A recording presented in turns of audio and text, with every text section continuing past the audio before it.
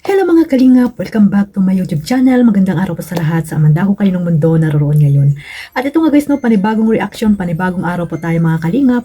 At ayun nga no mga kalingap, ang Jomcar po ay nasa Manila ngayon. At syempre, no, yung My Day po ni Carla doon sa IG ay talagang kinilig po ang buong Jomcar community, no? Ang mga solid supporters po ng Jomcar, no? Sa mga pa-My Day pa lang ni Carla ay talagang kinikilig na po sila mga kalingap. Kaya naman ang Jomcar ay talagang Jomcar hanggang dulo mga kalingap.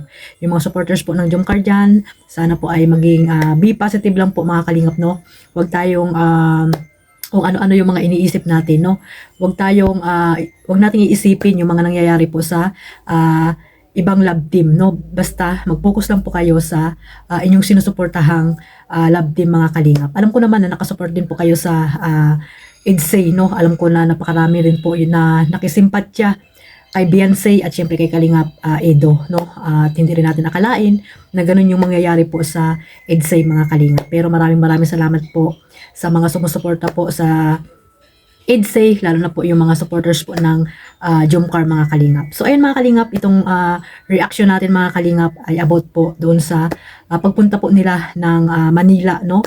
Ang kasama po ng Velvet Box. So yung Velvet Box mga kalingap, wag nyo pong iisipin na part po ito ng Kalingap, no? Ang Velvet Box po ay labas po yan sa Kalingap. Ito po ay business po, no? Kaya no bashing, no? Lalo na po kay Joy, no? Alam natin na kasama nila ang Plan Joy ngayon.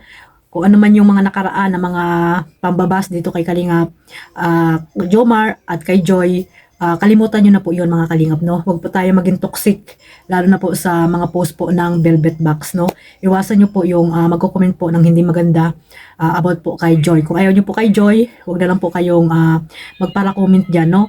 At isa pa, supportahan po natin si Joy kasi po isa rin po yan, no? Kalingap Angels at nakikita nyo naman kung gaano sila ka-close din po ni Carla. So, ayan po, kasama po nila yan, yung Plan Joy po at ang Jomcar, kasama nila Kalingap Rob syempre, at yung may-ari po ng Velvet Box mga kalingap. At ayan, no, masaya po ang Jomcar community kasi alam ko bukas ay makikita po nila, no, yung mga nandiyan po sa Pilipinas.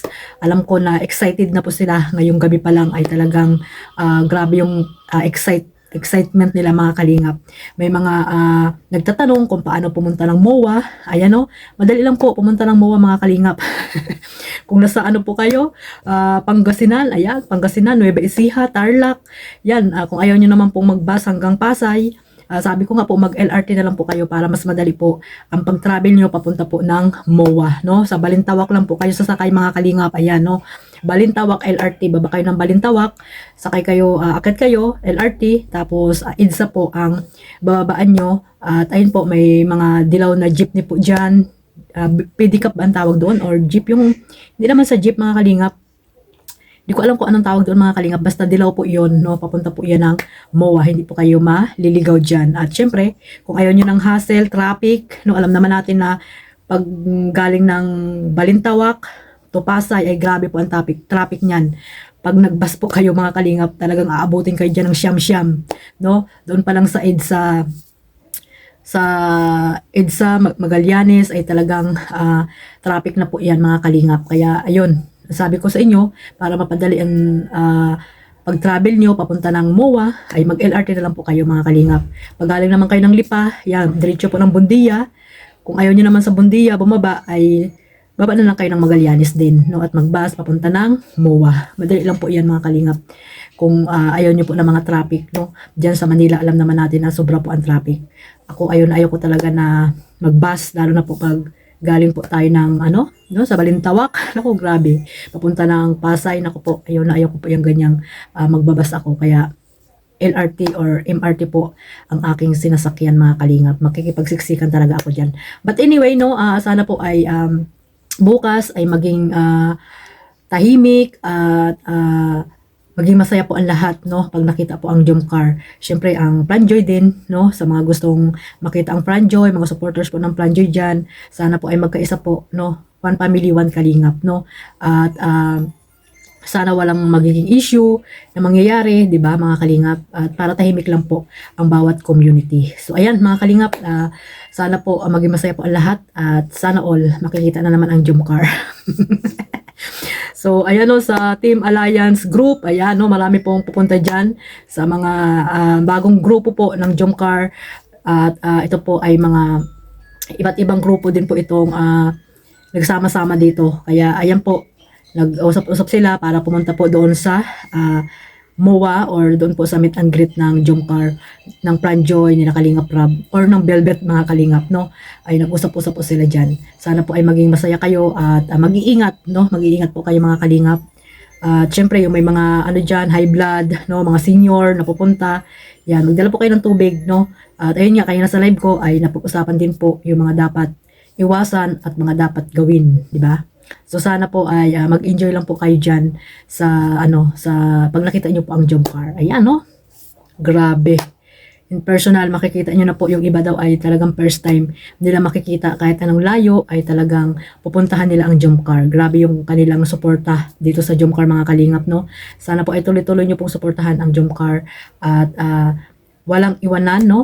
At alam natin na ang Jomcar po ay matatag kahit na po may mga basher at gustong paghiwalayin ang Jomcar ay nananatili pa rin pong matatag po ang Jomcar.